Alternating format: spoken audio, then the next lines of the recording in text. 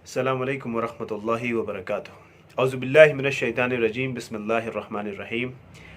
अल्हम्दुलिल्लाहि रब्बिल आलमीन, अस्सलातु वस्सलामु अला रसूलिहिल करीम।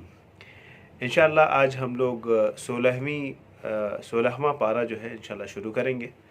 और आज जो तरावी की जो है 15वीं रात होगी इंशाअल्लाह। और इस 16वें पारे में 3 सूरे हैं जो आते हैं। सूरे कहफ जो हम अभी तक पढ़ रहे थे उसका कुछ हिस्सा आएगा, सूरे मरियम पूरा का पूरा आ जाएगा, और सूरे ताहा का कुछ हिस्सा इसमें आएगा। इससे पहले कि मैं शुरू करूं, एक बात हम इस बात को समझते चलें कि ये जो मेरी कोशिश है वो ऐसे लोगों के लिए बहुत अच्छी मुफीद होगी जो कुरान के बारे में बहुत ज़्यादा नहीं जानते, और वो कुरान की जो एक बेसिक और रूडिमेंट्री अंडरस्टैंडिंग के लिए, एक समझ के लिए ये एक अच्छी चीज़ साबित होगी। इससे उनको थोड़ा सा कंटेंट पता चल जाएगा, जो सूरे पारे हैं उसमें क्या कंटेंट है और कौन सी चीज़ कहाँ पे आ रही है। जाहिर सी बात है इस आधे घंटे की नशिस्त में ये सारी बातें नहीं रखी जा सकती, और हर एक आयत का तफसीर करना तो मुमकिन ही नहीं है किसी भी तरह से। हाँ, लेकिन यह है कि जो नोटेबल हैं और जो आज के ज़माने से कुछ जो रिलेवेंट कॉन्टेम्प्रेरी जो इन्फॉर्मेशंस हैं जो ज़रूरी समझ में आई है मुझे, वो मैंने आपके सामने पेश करने की कोशिश की है। यहाँ पे मेरी जो इंटेंशंस हैं वो सिर्फ़ अल्लाह को राज़ी करना है और अपने आखिरत के लिए कुछ नेक काम की तैयारी करनी है, इसके अलावा कुछ भी नहीं है। और रही बात पहुँचाने की, तो जैसे रसूलुल्लाह सल्लल्लाहु अलैहि वसल्लम ने फरमाया, बल्लिगु अन्नी वलो आया, पहुँचा दो अगर तुम्हारे पास चाहे एक भी आयत हो। और मैं इस बात को समझता हूँ कि जो कोई भी ला इलाहा इल्लल्लाह मुहम्मदुर रसूलुल्लाह कहता है उस सब की ज़िम्मेदारियाँ बराबर होती हैं।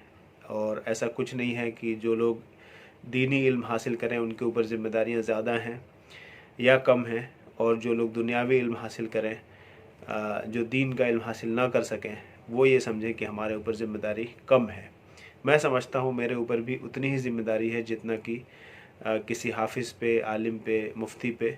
और इसीलिए मैं अपनी काबिलियत जो भी मुझसे बन पड़ रहा है मैं इसको आपके सामने रख रहा हूँ। जैसे मैं पहले भी कह चुका हूँ, अगर आपको पसंद आए तो समझिएगा कि अल्लाह की तरफ से है, और अगर इसमें कुछ कमियाँ रह जाएं तो वो मेरे नफ्स की कमज़ोरियाँ होंगी, जिसे आपसे गुजारिश है कि आप उसे दरकिनार करें, इग्नोर करें। अल्लाह से उम्मीद है कि अल्लाह ताला इस चीज़ को कबूल करेगा। और इस प्रोसेस में अभी तक मुझे बहुत ज़्यादा इल्म अल्हम्दुलिल्लाह हासिल हुआ है। कुरान को मैंने और अच्छे से समझा है, और वो कहते हैं कि आदमी जब किसी चीज़ को पढ़ाता है तो सबसे अच्छा समझता है। तो मैं ऐसा समझ पा रहा हूँ कि मेरी अंडरस्टैंडिंग कुरान के बारे में अब बहुत अच्छी हो गई है पहले से जितनी थी। जाहिर सी बात है इसमें अभी भी बहुत ज़्यादा कमियां हैं और बहुत ज़्यादा कोशिश करने की ज़रूरत है। इंशाअल्लाह मैं इसकी कोशिश भी करूँगा। बहरहाल इसी नोट के साथ मैं शुरू करता हूँ। मैं जो बयान है, सबसे पहला जो टॉपिक लूँगा इंशाअल्लाह मैं, वो मूसा अलैहिस्सलाम और खिज़र अलैहिस्सलाम के बारे में ज़िक्र है। और इसका बैकड्रॉप ये है कि जब मूसा अलैहिस्सलाम से किसी यहूदी ने पूछा, उनकी कौम में किसी ने पूछा, कुछ जवानों ने पूछा कि क्या आपसे भी ज़्यादा कोई आलिम है, तो उनसे उनके उनके मुंह से निकला कि नहीं, मैं सबसे ज़्यादा आलिम हूँ। ये मानते हुए कि मेरी बात अल्लाह ताला से होती है और मैं रसूल हूँ, तो मुझे सबसे ज़्यादा इल्म है। और इस चीज़ को बताने के लिए अल्लाह ताला ने उनसे कहा कि तुमसे भी ज़्यादा कोई बड़ा आलिम है, और वो तुम्हें मिलेगा जो 2 दरिया हैं वहाँ पे जब मिलती हैं वहीं पे वो मिलेगा। वहीं से इसका ज़िक्र है कि वइज़ क़ाल मूसा लिफ़ताहु ला अब्रहु हत्ता अब्लगु मजमअल बहरैन औ अमज़ी हुक़बा। और जब कहा मूसा ने अपने जवान से, यानी मूसा अलैहिस्सलाम अल्लाह के कहने पे उनके साथ चल पड़े। एक जवान था उनके साथ जिनको यूशा कहा जाता है, और अक्सर कुछ लोग ये भी कहते हैं कि बाद में ये नबी भी बने। तो बहरहाल मूसा अलैहिस्सलाम यूशा के साथ चले और उनसे वो वहाँ तक पहुँचे जहाँ पे जो 2 दरिया हैं वहाँ मिलती हैं। और उन्होंने कहा कि मैं जब तक पहुँच ना जाऊँ तब तक चलता रहूँगा, चाहे भी कितने ही ज़माना गुजर जाए। फिर जब दोनों दरिया के मिलाप तक पहुँचे तो भूल गए अपनी मछली। फिर उसने अपनी राह ली दरिया में सुरंग बनाकर। यानी ये निशानी अल्लाह ताला ने बताई थी कि तुम एक मछली लेके जाना, और वो मछली जहाँ पे तुमसे गायब हो जाए, तो समझ लेना कि वहीं वो जगह है जहाँ पे उनका मिलना होगा। वहाँ पे बताया जाता है, आगे इसका ज़िक्र है कि मूसा अलैहिस्सलाम की आँख लग जाती है और यूसा जो उनके साथ एक जवान होते हैं वो देखते हैं कि मछली निकल गई और वो अजीब तरीके से समंदर के अंदर जो सुरंग जैसा बना के अंदर घुस जाती है वो। उसके बाद जब ये लोग उठते हैं, आलिम थे, उनको याद नहीं रहता और वो फिर आगे चले जाते हैं। जब उनसे पूछते हैं कि क्या हुआ उस मछली का, तो वो बताते हैं कि अरे वो तो पीछे एक जगह थी जहाँ पे वो गायब हो गई। यानी वो उस वक्त नहीं बता पाए, बाद में बताया। फिर वो लोग वापस जो है अपने पैरों को नापते हुए वापस आते हैं और फिर पाते हैं कि वहाँ पे एक आदमी होता है, उससे वो यानी खिज़र अलैहिस्सलाम होते हैं और उनसे मूसा अलैहिस्सलाम कहते हैं कि हम आपका साथ जानना चाहते हैं, पाना चाहते हैं। तो वो उनसे कहते हैं कि तुम मेरे साथ सब्र नहीं कर पाओगे। वो कहते हैं कि लेकिन मैं आपसे सीखना चाहता हूँ। कहते हैं चलो, अगर तुम सीखना ही चाहते हो तो मेरे साथ चलो। फिर वो उनको अपने साथ लेकर जाते हैं और सबसे पहले वो एक कश्ती में बैठते हैं वो लोग, जो एक दरिया के एक किनारे से दूसरे किनारे तक जाती है। और जब वो लोग उतरते हैं तो खिज़र अलैहिस्सलाम उस कश्ती में छेद कर देते हैं और मूसा अलैहिस्सलाम को बड़ी हैरानी होती है कि यार आपने ये छेद क्यों कर दिया, इससे तो बहुत नुकसान हो जाएगा इस आदमी का और पानी में डूब भी सकते हैं ये लोग। तो उन्होंने कहा कि देखो, मैंने तुमसे कहा था ना कि तुम मेरे साथ सब्र नहीं कर पाओगे। और फिर जो है वो उन्होंने कहा कि यार मुझसे गलती हो गई, मुझे याद नहीं रही, आपने किया तो मैंने एकदम से कह दिया, ये मुझे ये याद नहीं रहा कि आपने ये भी कहा था कि मुझसे तुम सवाल नहीं करोगे।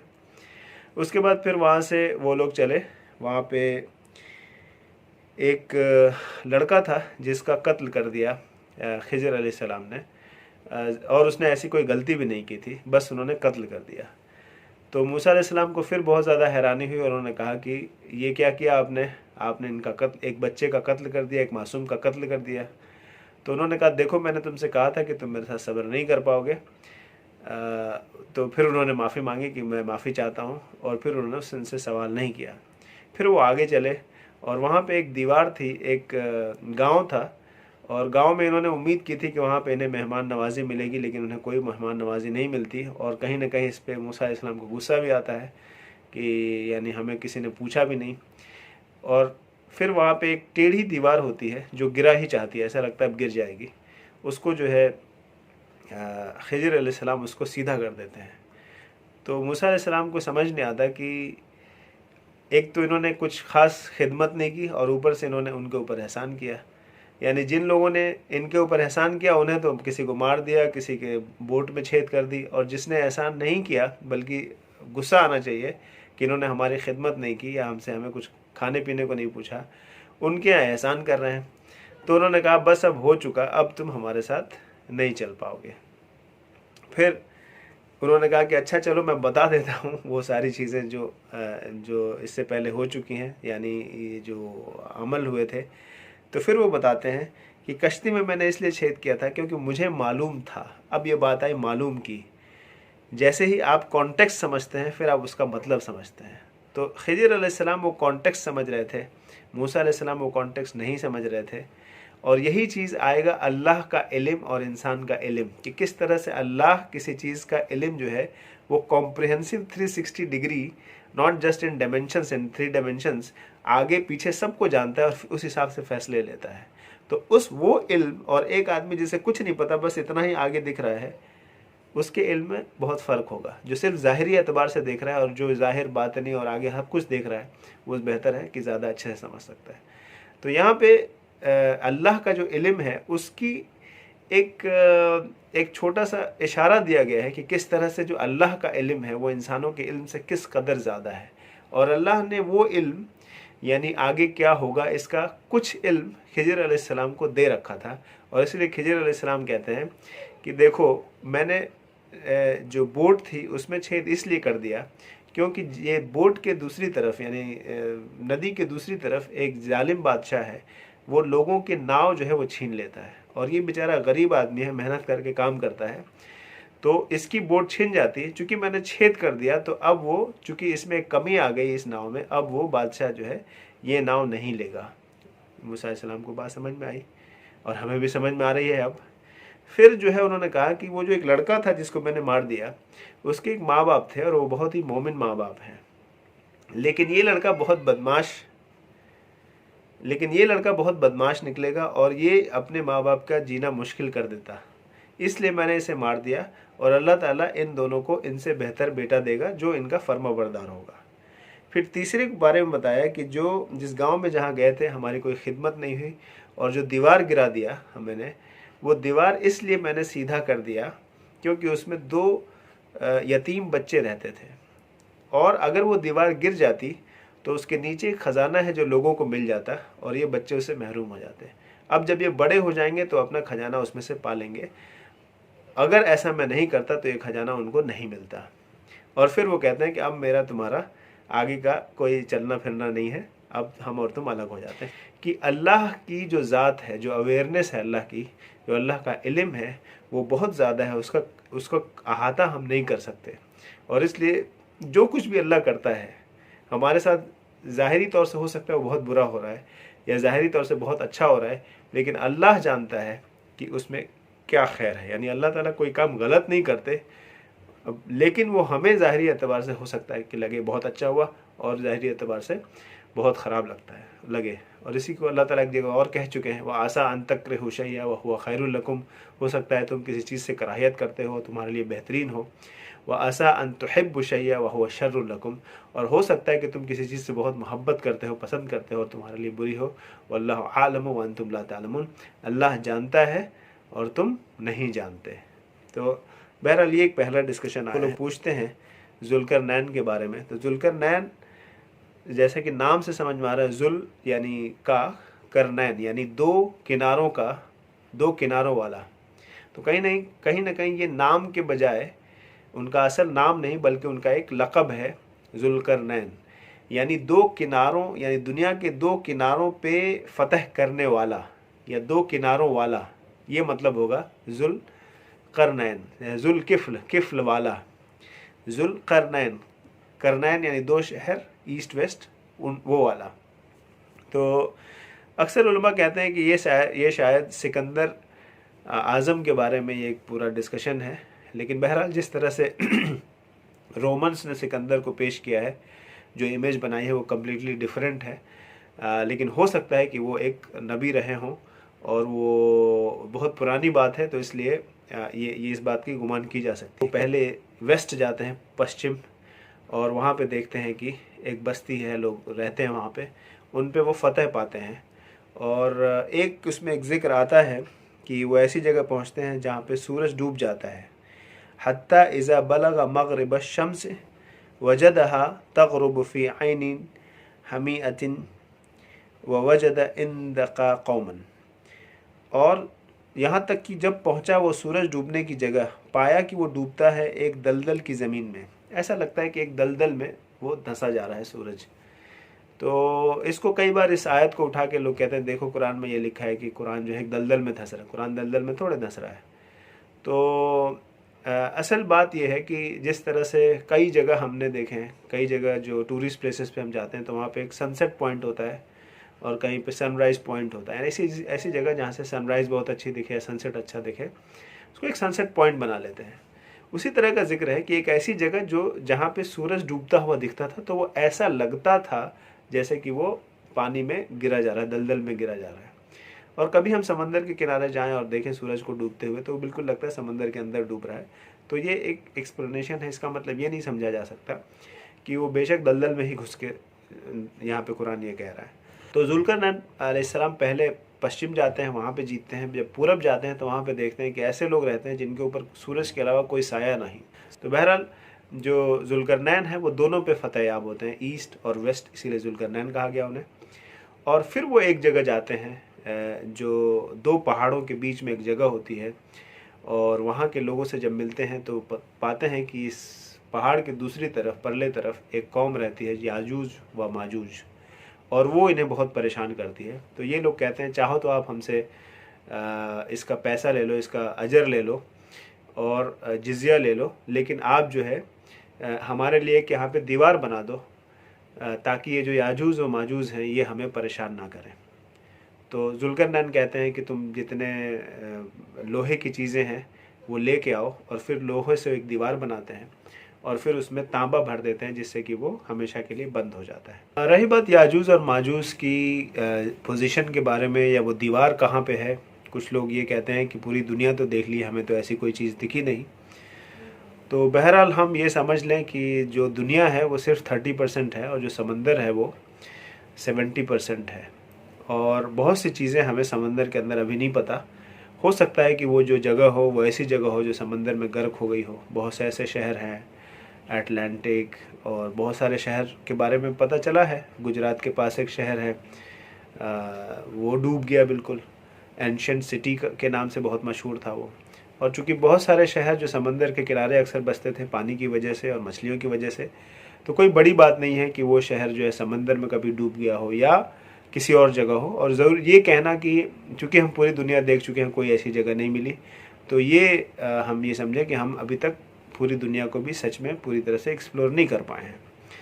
समंदर के बारे में भी कहा जाता है कि अभी हम सिर्फ 2% समंदर को जानते हैं, इसके अंदर और क्या क्या है हमें नहीं पता। कुल लौ कानल बहर मिदादन लिकलिमाति रब्बी लनफिदल बहर क़ब्ल अन तनफद कलिमातु रब्बी वलौ जिअना बिमिस्लिही मददा।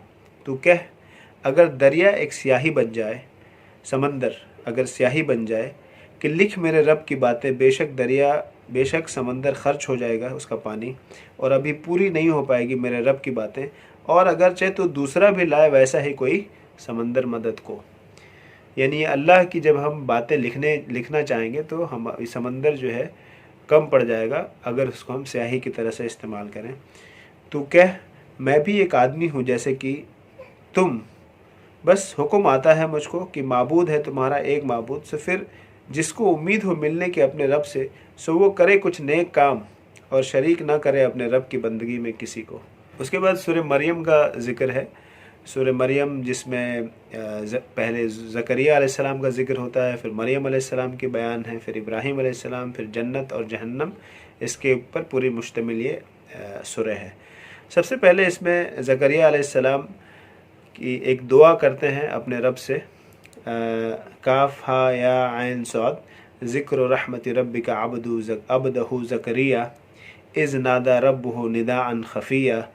ये मज़कूर है तेरे रब की रहमत का अपने बंदे ज़करिया पर, जब पुकारा उसने अपने रब को धीमी आवाज़ से।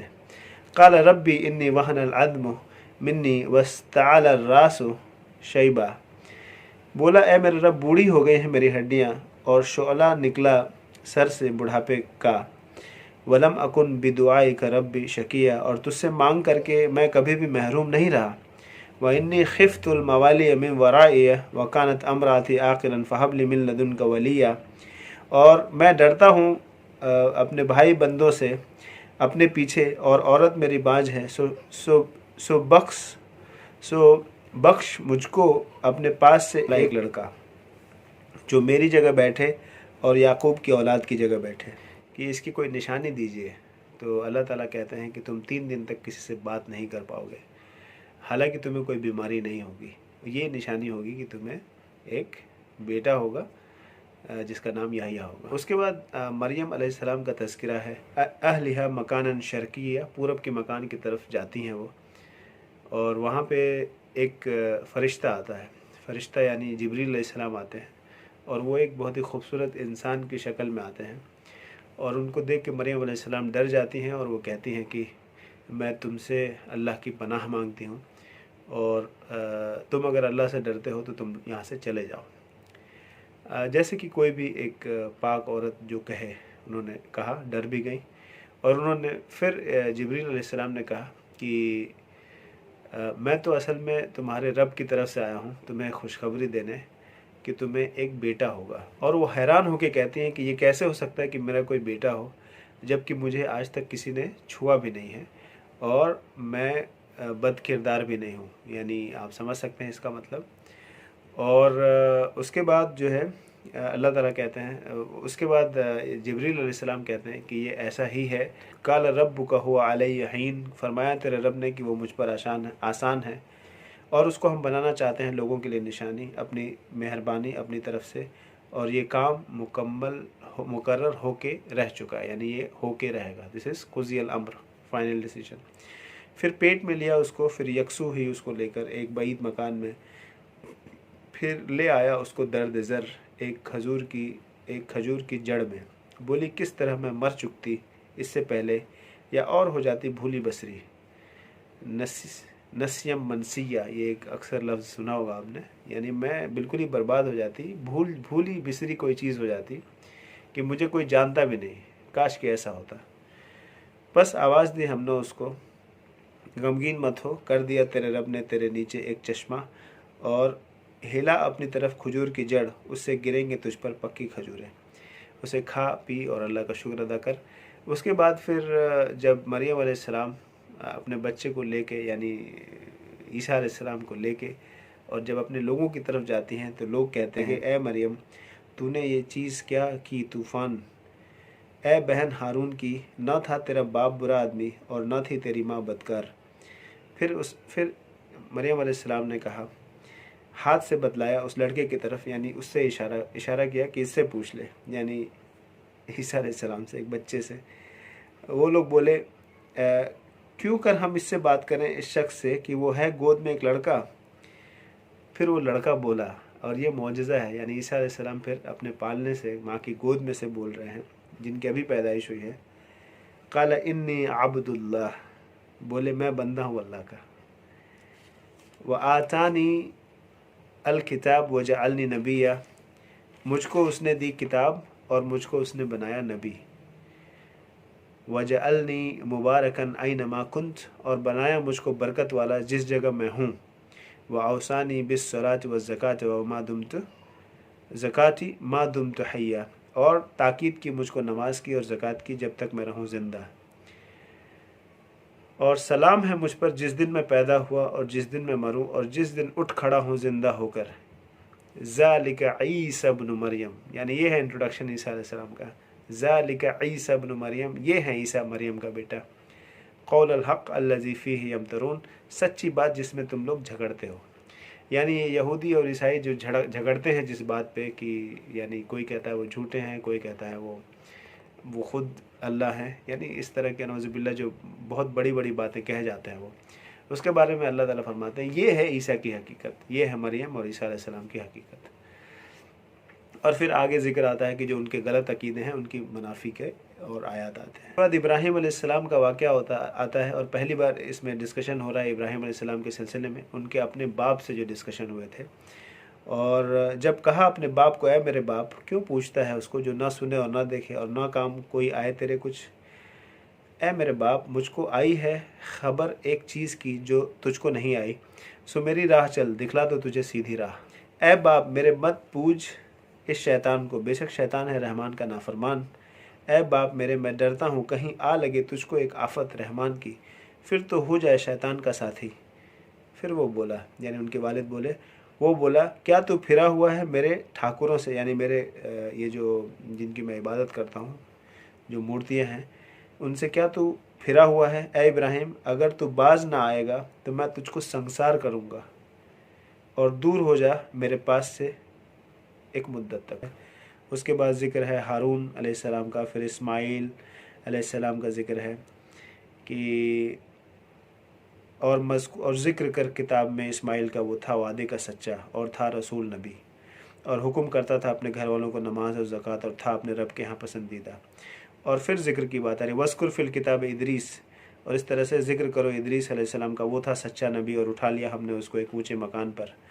उलाइक अल्लज़ीना अनअमुल्लाह, उन ऐसे ये वो लोग हैं जिनके ऊपर इनाम किया अल्लाह ने पैगम्बरों में से आदम की औलाद में, और उनमें जिनको सवार कर लिया हमने नूह के साथ और इब्राहिम की औलाद में और इसराइल की। यानी ये सारे अम्बिया का जिक्र आ रहा है कि किस तरह से किसको किसको अल्लाह ने नबी बनाया, उनको सरफराज किया। यानी आदमी पूछता है मरने के बाद कैसे ज़िंदा हो जाऊँगा, हालांकि उसे ये नहीं समझ में आता कि जब मैं कुछ भी नहीं था तो मैं हूँ नहीं से, जब ज़ीरो से, कुछ नथिंग से जब मैं बन सकता हूँ, तो मेरे मरने के बाद मुझसे ही दोबारा मैं खड़ा होने में क्या परेशान। उसके बाद जिक्र है शैतान का क्या इफ़ेक्ट होता है इंसानों के ऊपर, कि तूने नहीं देखा हमने छोड़ रखे हैं शैतान मुनकरों के ऊपर, उछालते हैं उनको उभार कर, सो तू जल्दी ना कर उन पर, हम तो पूरी करते हैं उनकी गिनती। यानी जो शैतान जब किसी के साथ लग जाता है तो उसे वो उछालता है, वो एकदम घमंड में चूर हो जाता है, नशे में चूर हो जाता है, अपने नशे, अपने पावर के, जो भी अल्लाह ने उसे दिया है। और अल्लाह ताला कह रहा है तू परेशान मत हो, हम तो इन्हें ढील देते हैं, है ना, ढील देते हैं ताकि जहन्नम अर्न कर सके। जिस तरह से जन्नत को अर्न करना यानी उसकी मेहनत करनी पड़ती है तब जाके जन्नत हासिल आती है, उसी तरह जहन्नम को भी अर्न करना पड़ता है।